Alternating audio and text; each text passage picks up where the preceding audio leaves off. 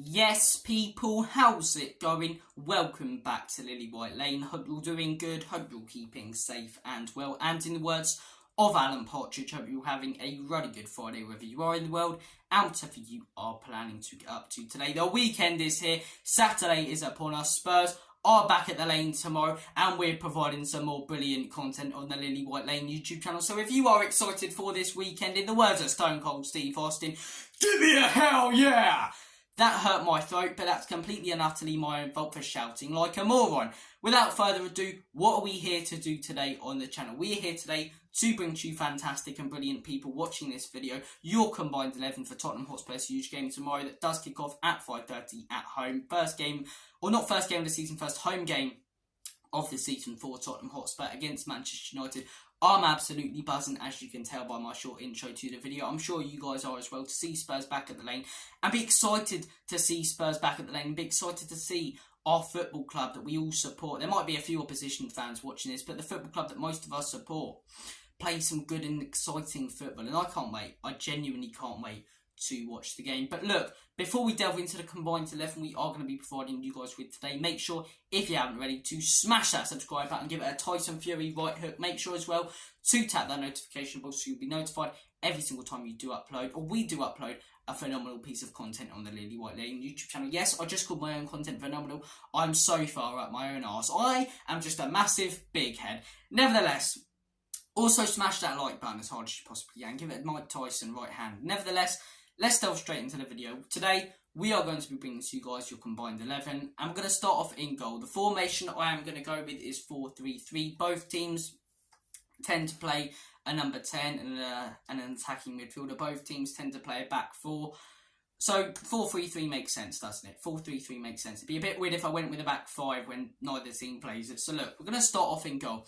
Vicario or Andre Onana. Both keepers in reality and in all honesty are slightly unproven in the Premier League. Both have just come into their respective clubs and both have had decent enough first games. Which one am I going to choose?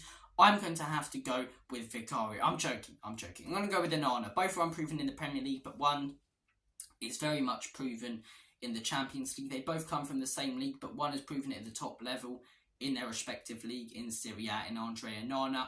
He's proven it in the Champions League, getting Inter Milan to that Champions League final. Some of the saves he pulled out got them there. And yeah, the guy's a top goalkeeper. I do question him sometimes. If you watch my Prem predictions video, I said I think the guy may flop a little bit.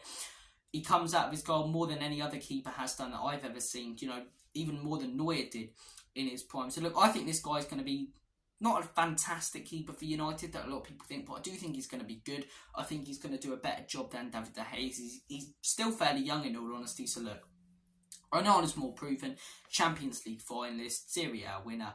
I'm going to have to go with Andre Onana. Vicario, prove me wrong by the end of this season that you're a better goalkeeper than Andre Onana. Left back, Luke Shaw, I think is the reasonable answer, and Luke Shaw is the answer I'm going to give you. Doji, similarly to Vicario, very unproven. Luke Shaw, for years and years under Ole Gunnar Solskjaer. Ole Gunnar Solskjaer? Have I just changed his name? Ole Gunnar Solskjaer. Honestly, yeah, under Ole, I'm just going to say Ole. I'm just going to stick with Ole. Under Ole and Rangnick, the guy wasn't the best, but under Ten Hag, he's changed his career around, like a lot of those players have done under Erik Ten Hag at Manchester United. The guy had a fantastic season last season, was one of Manchester United's best players, and he's more proven in the Premier League. So I'm going to have to go with Luke Shaw. Udoji, similarly to Vicario, by the time we come back to this combined 11, when we go to play them at Old Trafford, hopefully I'm choosing him based on the performances Udoji has put in all season. But right now, I'm going to have to go with Luke Shaw. More proven, done it in the Premier League, and a better overall player as we speak. Centre-backs. I don't like saying this, but it's a tough one, isn't it? I think the first player who has to go in there is Varane. It has to be Varane in my opinion. I think the guy's a top centre-back. He got Man United out of so much trouble on Monday. They did not deserve to win that game. But I think the guy's a world-class keeper. His achievements speak for themselves. And in the second centre-backs, Lisandro Martinez or Romero. Both are fairly reckless. Both are aggressive. They don't really play together for Argentina. Romero plays over him for Argentina. Lisandro Martinez is benched there. But we're not talking about Argentina. We're talking about Spurs. Who would I go with? I'm going to go with Romero. I am going to go with Romero. I understand both are prone to making a mistake. Both are prone to getting sent off. Romero's had more red cards than he has. And this is not, patriotic tribalism coming from me. I genuinely believe Romero is a better defender than Licha. I think the guy starts above him for Argentina for a reason. Like I say, the way he plays for Argentina is irrelevant, but he starts above him for a reason. I think Lisandro as well, his height, there's nothing he can do about it. But his height does weaken his stance a little bit in this debate for me. And just a few times last season, it didn't happen too many times, and the guy is phenomenal on the ground. That's why he's such a good centre-back. But a few times his height was caught out by headers, especially early on last season against Brentford, Ben Mee, with that header, and just people rinsing him when it comes to height and corners. So for those reasons, I'm going to have to go with Christian Romero. I do think the guy is a slightly better centre-back. It's a very tight one. Man United fans, I can hear them already going mental. What are you talking about? United! But I'm going to have to go with Romero. I think he's a better centre-back. Look, so we've gone with Andre Onana, we've gone with Luke Shaw, we've gone with Varane, we've gone with Romero. By the pattern of play and the pattern of what I'm choosing, you guys can clearly see that Man United have a better team than us right now, in my opinion. I think it's hard for most Spurs fans to argue. I cannot speak today to argue that we have a better team than Manchester United. But yeah, one Spurs player, 3 Manchester United players. Would it be 4 Manchester United players when it comes to right back? It's a tough one. Porro came in January. I think he did an okay job. Not the £45 million player we actually thought we were going to sign. So, but he's still got time. Royale, I'm not a fan of the guy. Although he scored against Brentford, I think he got absolutely rinsed down that wing. I'm gonna go with Wan-Bissaka. A few years ago, I would have gone with Royale over Wan-Bissaka, as much as I don't really like the guy. And yeah, I still don't like the guy. He's getting slightly better, but I still don't think he's good enough. But Wan-Bissaka, I think, another one of those players, just like Luke Shaw, both fullbacks especially, hugely improved under Erik ten Heisenberg last season, put in some really good performances. I thought he was one of their only good players on Monday as well, when his cross and his defending got them over the line. So yeah, I'm going to have to go with Wan-Bissaka. So Onana in goal, Luke Shaw at left back, with a centre-back partnership of Varane and Romero. Not the all-Argentine centre-back, because even Argentina don't play that. It doesn't work. Both of them are centre-backs. That's insane. Some of the tackles you'd see. With them two as the centre-backs. That's probably why Argentina play Otamendi over him.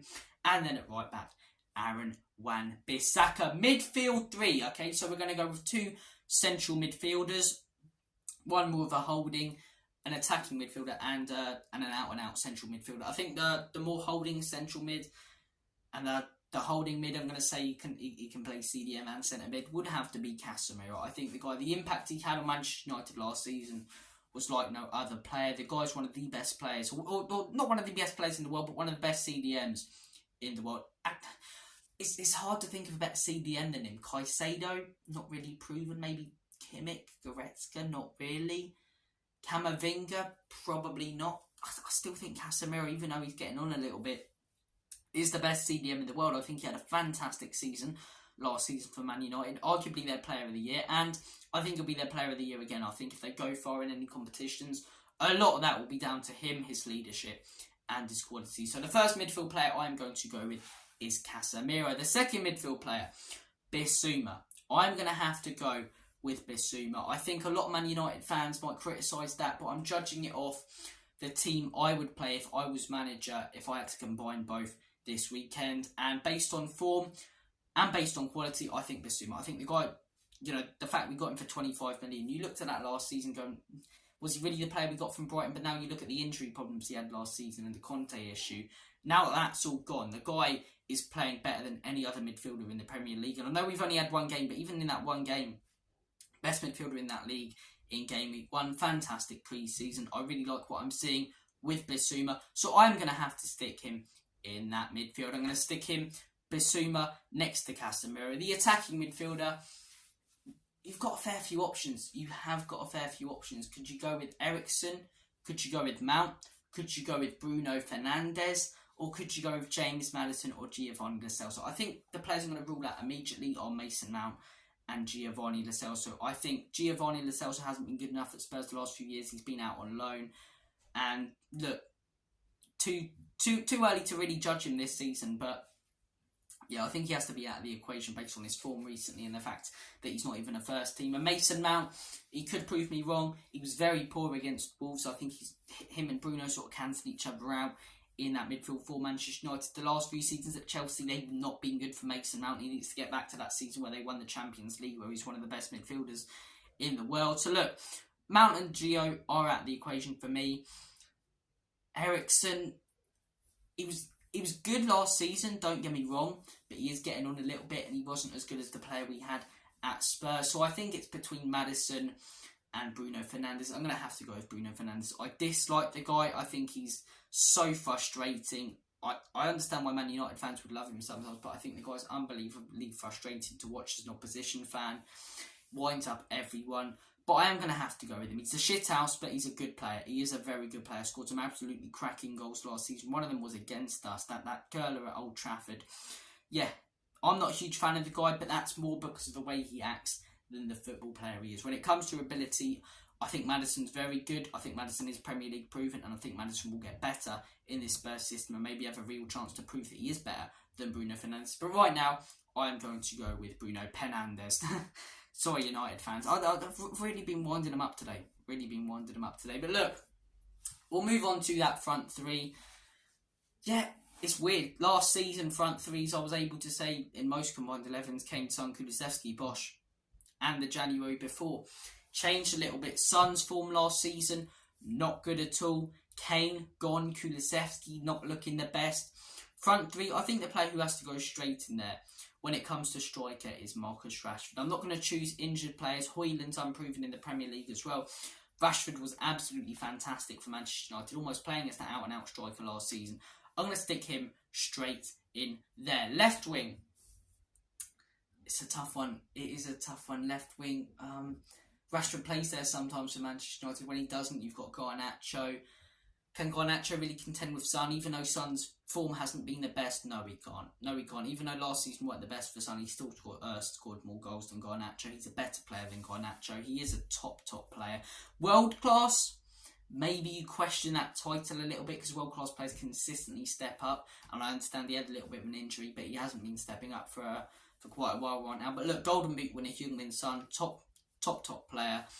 You know, the ability has out of nowhere to score some absolute screamers. Heung-min Son for me goes in there after over Garnacho.